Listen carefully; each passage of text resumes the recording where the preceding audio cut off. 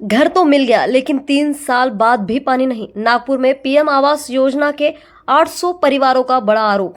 मामला नागपुर के धानोली ग्राम पंचायत क्षेत्र स्थित आधार नगरी 1 और आधार नगरी 2 का है।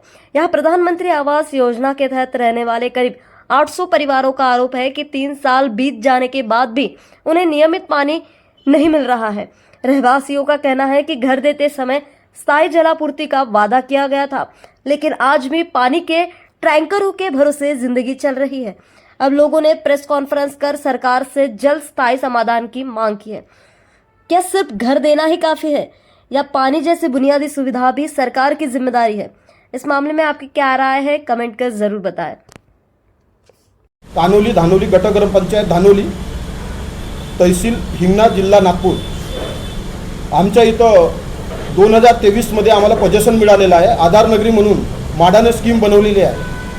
तिथं 300 लोकांची स्कीम, 3000 लोकांची स्कीम आहे आणि सध्या आम्ही तिथं 400 लोक सध्या आम्ही राहायला आलो आणि अजून 400 लोक आता त्यांना पोजेशन मिळालं आहे, असे 800 लोक आम्ही राहायला आले।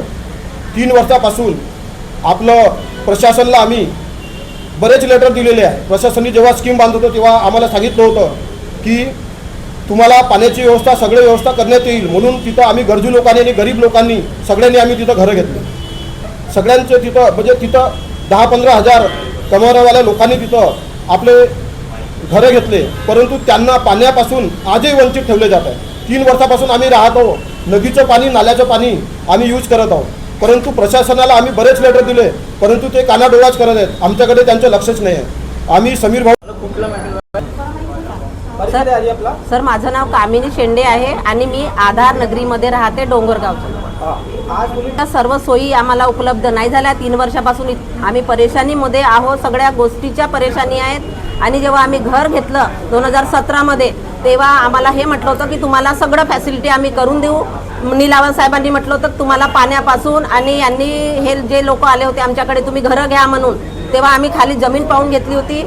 आणि त्याच्यानंतर जेव्हा आम्ही हे कोरोनाच्या नंतर जेव्हा मग आम्हाला घरं बांधून मिळाले, काही पडले, काही आमच्या घरावर पाणी साचत आहे, आताही घरं पाजरत आहेत आणि त्याच्यामुळे आम्हाला जास्त समस्या आहे। पाण्यामुळे तर सर्वात जास्त समस्या आहे।